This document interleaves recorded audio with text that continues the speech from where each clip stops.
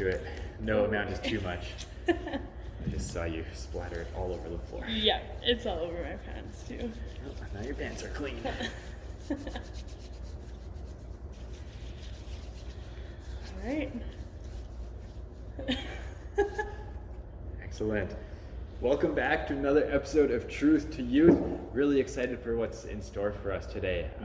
There's going to be some really great things, including a really amazing guest. Challenge time. This is a good one. Michael, do you want to introduce it? To choose, it's been chosen, Lauren. All you need to attempt this challenge is a piece of paper. Doesn't matter what color, doesn't matter what texture, just a single sheet of paper like what I have here. Lauren, you are welcome to grab your own, because it is wrong for me to grab one for you. Right. I'm not trying to be rude. This is just scrap paper. It has on it. Here's the catch. You need to spin around for 1 minute. And when we say spin, we mean like spin, put some effort into it, right? Yeah. Make it exciting. And then after a minute, take this paper, set it on the ground, and try to land 2 feet on it. Sounds Simple. pretty easy. Simple. I think we're going to need a little Try it out, yeah. A little more spinning room here.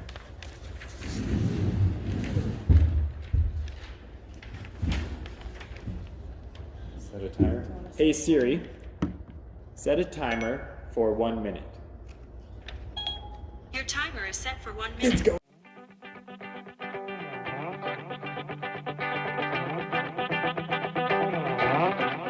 Okay.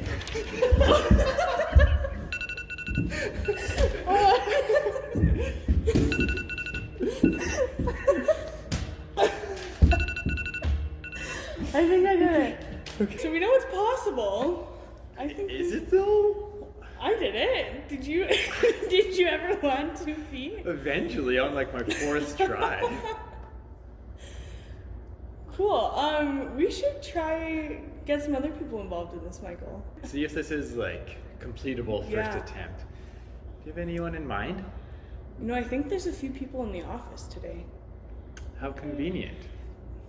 So instead of like wandering aimlessly throughout this giant building to find like 1 or 2 people that are here today, we're just gonna give them a call. See if they're able to come join us.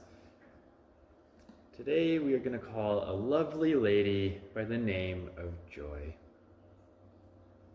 I'll put it on speakerphone. Hello. You rang? I did twice actually. You are hard to get a hold of, Joy. I know, I'm so famous. Pretty much. Everybody wants a piece of me. No. I was talking with Mac out there, so. Oh, Matt's here, huh? Wait, is Matt here or were you on a phone call with him? Matt was here. Okay. Is he still here? Yeah. Are he you- went out that way, where you guys are. Where are you guys? The landing, of course. Yeah, I think he's going that way, or maybe in that text. Cool. And that means you're still here, right? Yes. Good, because we could use a hand with something. Do you have a minute to come help us? Starbucks card? Do I get a Starbucks card? I'm gonna say probably not, Oh, because we tend to save those for the youth. I might use bar. We'll see. Depends on how this goes over. Okay, what is it? Just come and we'll tell you. Okay, right now? Right now. Come to the landing. In the landing. Okay. Yeah. Fine. Should we get Matt here too at the same time? Make them compete? We'll see if he's free.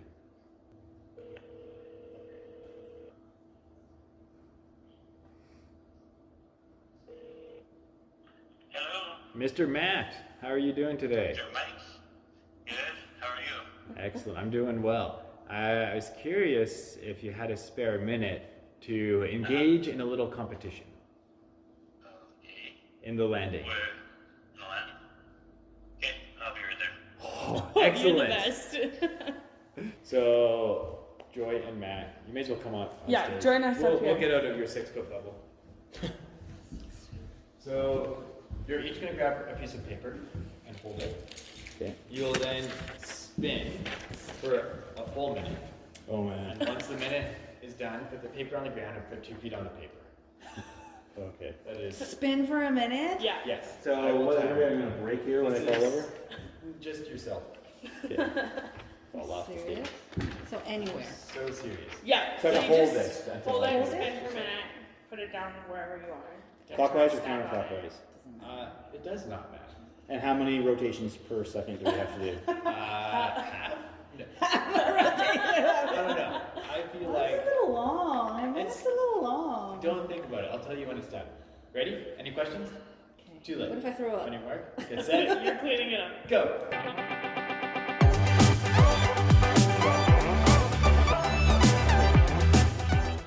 Five, four, three, Why are we doing this? 2, 1, go. And then.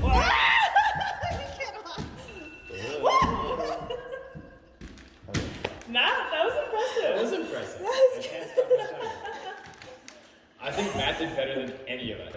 Just maybe talk to the camera for a second and give some advice to our youth about trying this challenge at home. It's not even on. Yes, it is. Oh. Don't go so fast in the first 20 seconds. No, scratch that. Go as fast as you can in the first 20 seconds, and then you'll realize you can go even faster for the last 30, 40 seconds. I think that's the advice we're going to stick That's, with. that's some good advice. You're always capable of more. Push And yourself. have an empty stomach. Yeah. Don't drink it. Don't just eat. Cool. Thanks for Thanks for coming, guys. Oh, Challenge well done. Wow, that was fun. This is an awesome challenge. And you know, it was kind of like a 50-50 whether you could actually do it on your first Yeah. attempt or not. So I think we need some tiebreakers involved here. Yeah. And we're going to leave it up to them. So take a video, send it in, see if you can like confirm or what's the other word? Not confirm. If you can do this on your first try or not. Yeah. And I'm really looking forward to those I'm videos. so Remember, the excited. faster you do it, the better. Yeah. All right, we're gonna move into our devotional. We are finishing up Philippians, which is exciting. There was a ton of good stuff in there. Such a great little book. Yeah, and I loved those videos that we did on Right Now Media too. Those were so good. Really insightful. Yeah, if you guys didn't watch them, go check them out. You can still do it. Yeah. But you know, I think the one overarching theme that I found super encouraging in the last 2 chapters was rejoicing in the Lord. Yeah. And it says that He is near, especially in times like we're in right now. It can be hard to rejoice in the Lord when we're stuck in Yeah, isolation and And sometimes we can hear it, but we need to take that hearing into feeling and be able to experience that He is near. yeah, exactly. And you know, it also says in there, don't be anxious about anything. Right now, that's Such a good hard. message. But you know, like we have hope that this isn't the end. We're not. There's hope that this is going to end. That we'll be able to gather again. And just in that hope, we can rejoice and praise Him for that too. And praise Him and rejoice in what He's doing in these times of isolation and what He's going to do after too. I think Absolutely. it's really cool. Yeah. And one of the best ways that we can kind of use our time or feel that closeness of the Lord is to spend time reading His Word. So that's why we've been doing these devotional challenges, and we're going to keep doing it. We're going to move to the book of 1 Corinthians next, and probably after that 2 Corinthians just kind of Makes seems to like, sense. yeah, it makes sense. Yep. You know, we've been talking a lot about unity, both in our community, but also on a global perspective. There's just a strong sense of unity, and we've been seeing that in Scripture as well. But what 1 Corinthians does is kind of looks at the opposite of that. It's like, what divides us? What tears us apart? What are some issues or complications that can actually make people feel more distant? So we're going to look at that and kind of assess our own lives and say, okay, how are we doing in these areas? Are we contributing to unity or to disunity? And that's kind of like the first 2/3 of 1 Corinthians. But after that, the tables turn, and Paul says, you know what, we're working through all of these personal things because the benefit and value of being united as a body of believers is so worth it. So we're going to look at that, as well as what does it truly mean to love one another, and not just like the romantic love, but like to have a real care for other people. So that's what we're going to be digging into next. Ready for a break? Yeah, as always. Yeah. Cool. Let's do Get it. the break. Yeah. What do we want to do for a commercial? Yeah, we need another commercial, another another idea that we can send their way. Something Yeah. helpful. I have a lot of questions. I know. I have like they send us questions. That's great, and we can help answer that. Yeah. But we still have questions too. I mean, no matter who you are, there's Yeah. an endless amount of questions we could be asking, right? Things like, I mean, we're going to be talking about love in the Book of Corinthians, but like, how do we know what love truly is, right? Like, what version of love is right and wrong? Yeah. Even like doubt. What do I do with my doubt? What if I Is doubt experience okay? doubt? What does the Bible say Yeah. about doubt? What about like even looking at other religions? Is there any Yeah. value, or is it just all hopeless for them, right?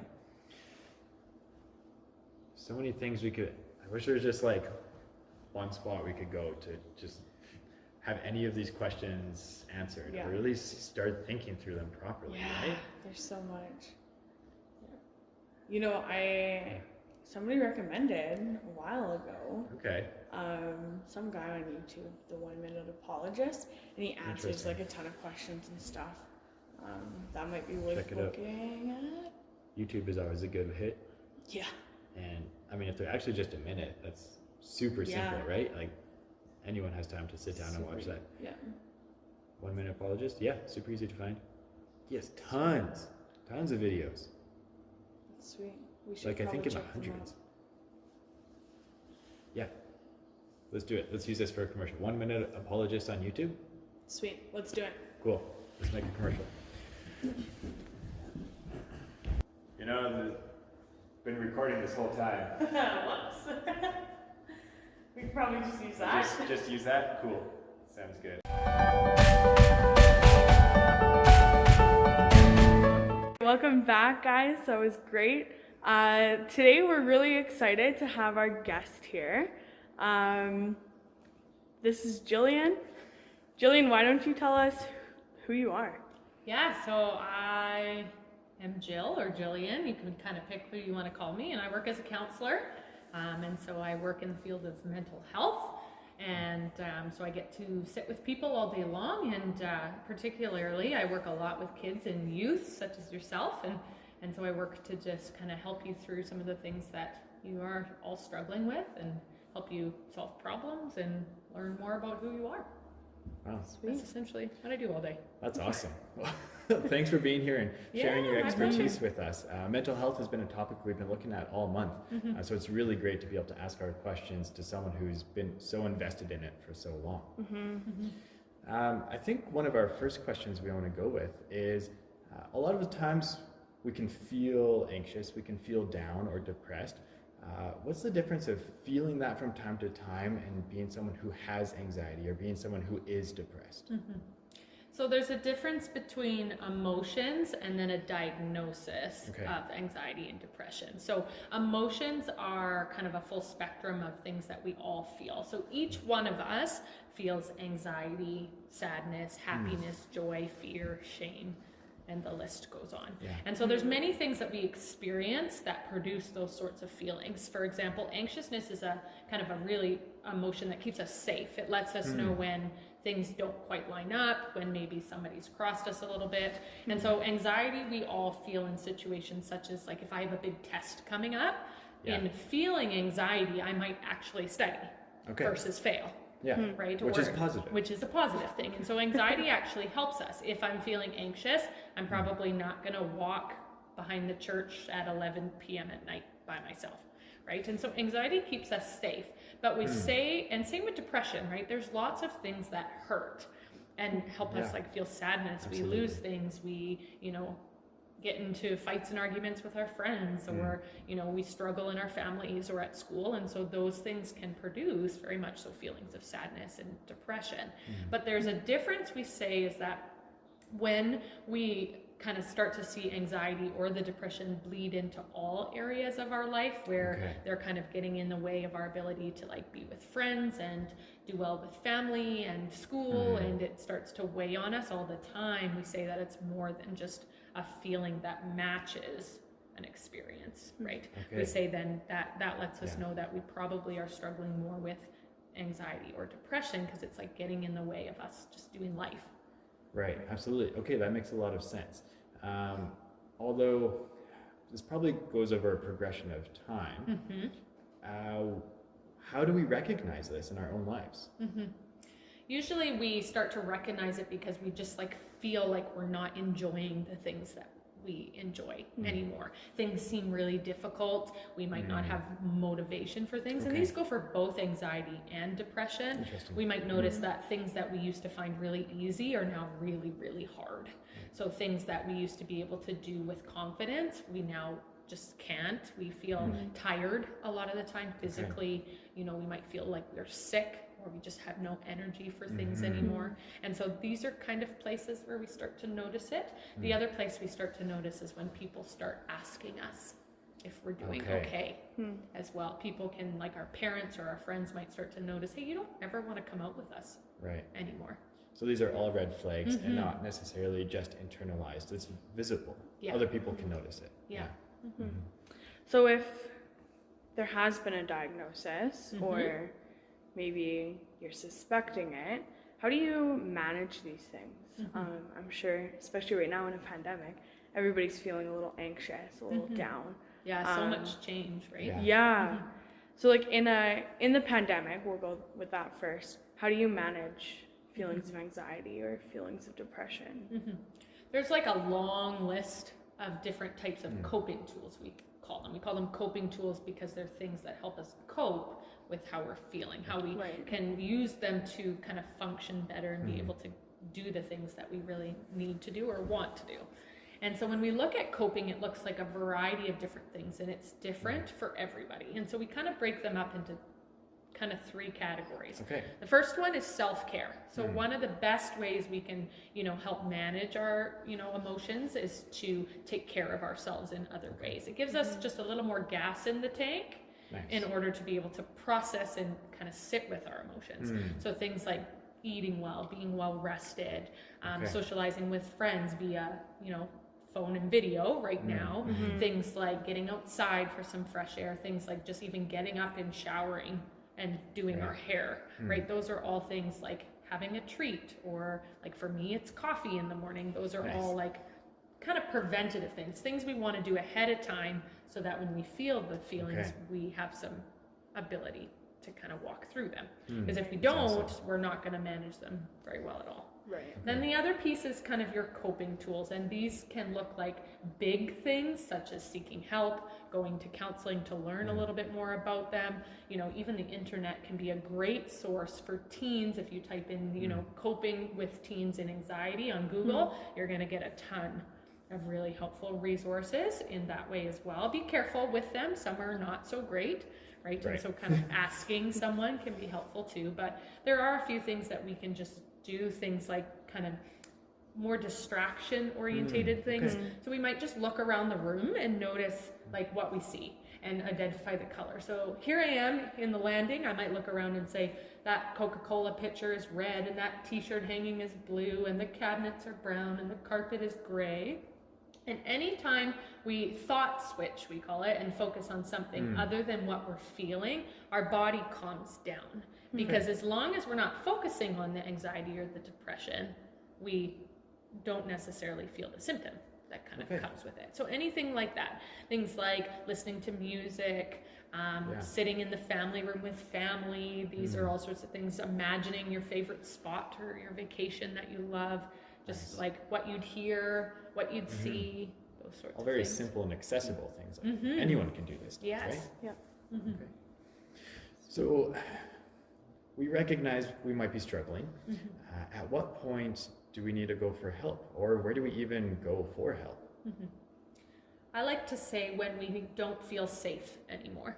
Okay. So if we're starting to feel like we don't want to exist anymore, that we wish we were anybody other than ourselves, that we wish we were in a different time, or that we just weren't here anymore, those are big red flags. When I no longer feel safe with my emotion and I need to tell someone, for sure. But we say even before that, right? Even when I first start to notice that this is something that's repeatedly coming up in my day and getting in the way of just living the way I want to, then that's like the best time, right from the Okay. beginning, not when we're already over here Yeah. and we're suffering It's really kind of deep. the sooner the better. Okay. So that's when we recognize it within ourselves. So if we recognize it within a friend or something, how would we approach that? How do we reach out and ask them if they're doing okay? This is one of those things where there's not really a right answer, right? Anytime we help people, if we are doing so like from the heart because we care, right? And so I never want you guys to feel like there's a right or a wrong way to help, right? Helping is helping, especially when we're really worried Yeah. about our friends, right? And so we do say that, you know, one of the first things is that we usually want to check in with them though. Say, hey, how are you doing? I'm noticing that you've been, you know, struggling lately. See what they say. Lots of times we can get a lot of ideas about how our friends are doing by just asking. Yeah, And if for we're sure. not comfortable with that or we don't feel right, the next kind of step is those who we trust. It could be our parents, it could be their parents, other friends of ours, youth leaders. You guys are great resources for people to kind of come to. And we always say that no matter how hard it is, it's important that we take care of our friends Right. Okay. in that way. So on the flip side of that, how do we start the conversation with people we trust about like emotions we might be feeling? Well, you kind of said it there, right? We want to pick somebody you trust, Right. right? Because we never want to share personal, hard information with someone who isn't going to be very respectful or take it It's seriously. hard enough to share in the first place, Yeah, right? totally. Yeah. And so it can actually hurt us way more to share it than to not Right. share it. And so we always say, just kind of start small, right? Kind of dip your toe in the water and say, hey, is now a good time that I could chat with you about something? I really want to let you know I've been struggling. And most of the time when we say that, the conversation kind of starts and goes from there. Okay, that's really good. Cool. Concept of time is kind of a bizarre thing. And like we can experience that. You know, we've been in physical isolation, social isolation for a couple weeks now. Sometimes it feels like a lifetime or a Yes. whole year. Similarly, when we're struggling with these emotions, struggling with anxiety, depression, it can feel like it's never gonna end. Can you speak to that a little bit? It's very much so the nature of what makes mental health like so unique is that there is no timeline, right? Because Yeah. emotions just exist. They just are. And so there's no way, whereas like when we get the flu, we know that if we just like put our head down and suffer for 48 hours, we're going to feel It'll pass. much better. Right. Yeah. And mental health is so scary because we don't know. And it's different for everyone, but because it's not necessarily like how God designed your life to look like, we can trust him in knowing that it will end. Right? It's not his ultimate picture for us to suffer in that way, and he's with us, and so we know that no matter the length of the journey, whether it's a couple of weeks or years, we know that like he's got us, and so that's where our trust comes from. Right. That's awesome. You bring up a really good point in this God factor. How has that played a role in your own walk, your own journey, your own decision to pursue counseling?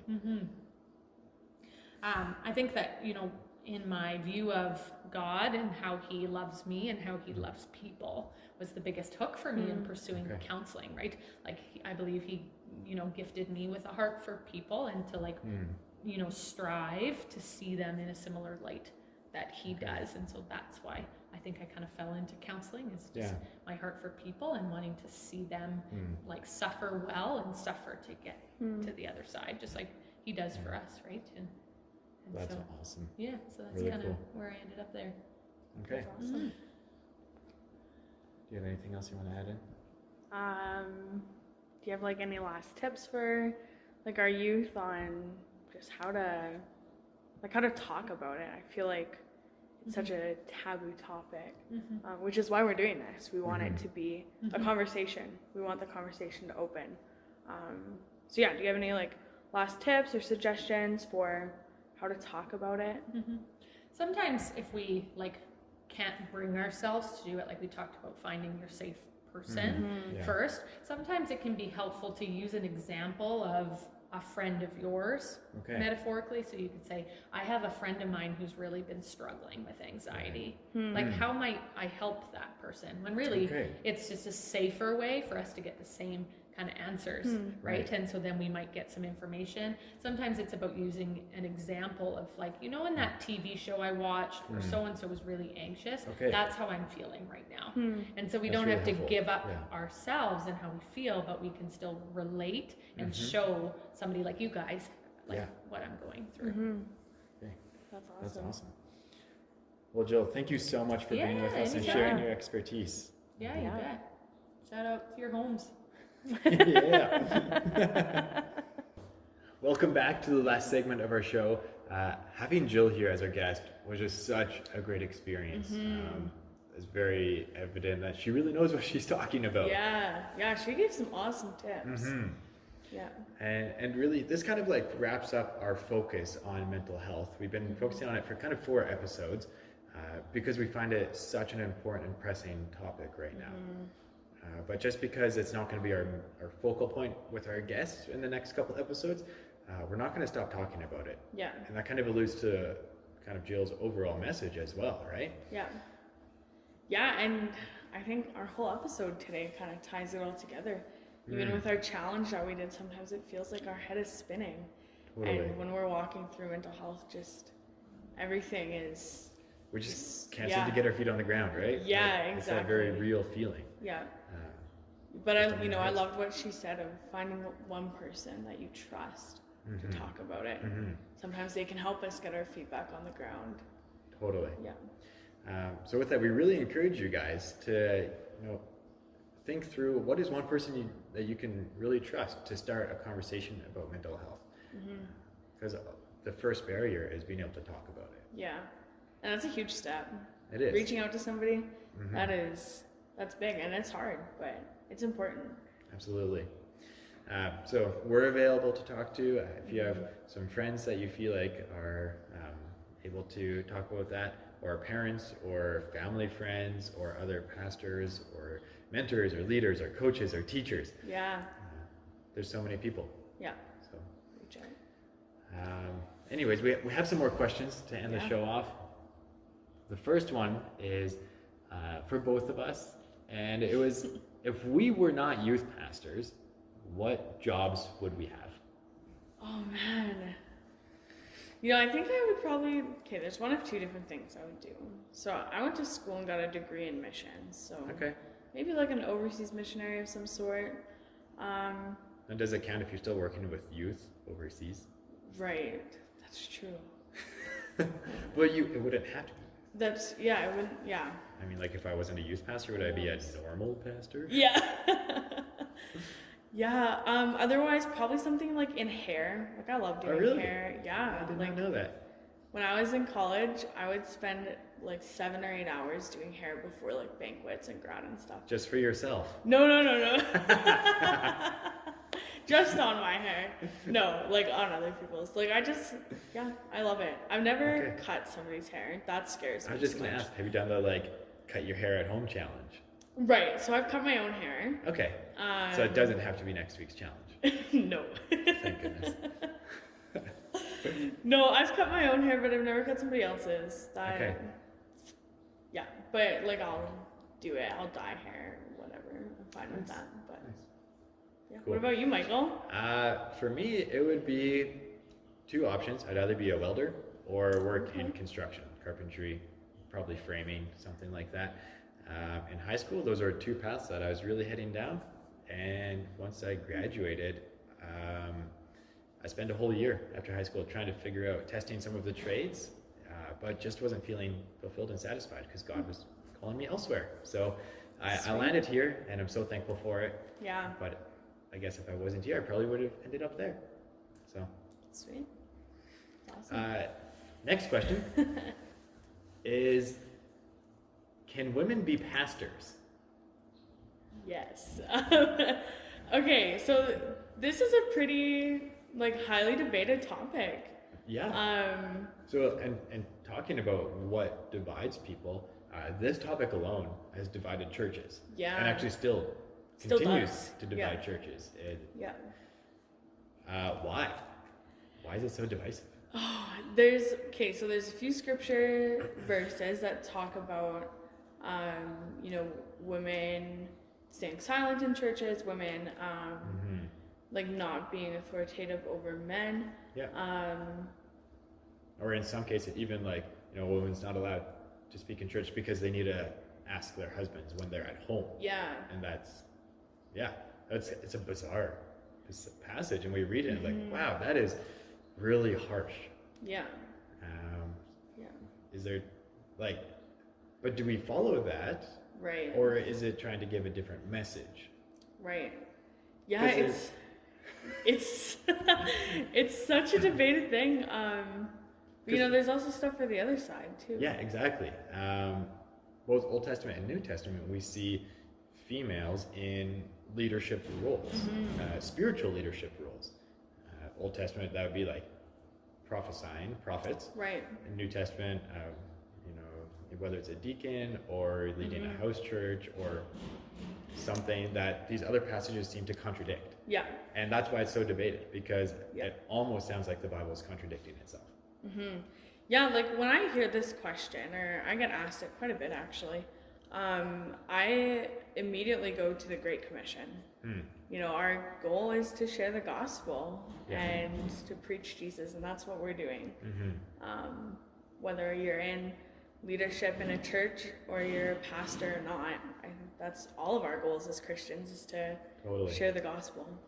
And some environments, some cultures, some people groups will respond to a certain individual better than others. So that provides open doors in different aspects of this world to who can deliver that message. Yeah. We'll leave it at that. Yeah. We encourage you guys, as always, do your own research, figure out what you believe, read the Bible. Yeah. Yeah. Bible's the best place to start, and if you don't know where to start in the Bible, you can do Google search. Even something like women pastors in the Bible. Yeah. And you'll get lots of content that you can filter through. Yeah. With that, thanks for joining us, you guys. Yeah. Lauren, do our sign off. This has been another week of Truth to You. Thanks for joining us. Make sure you follow us on social media. We'll see you guys next week.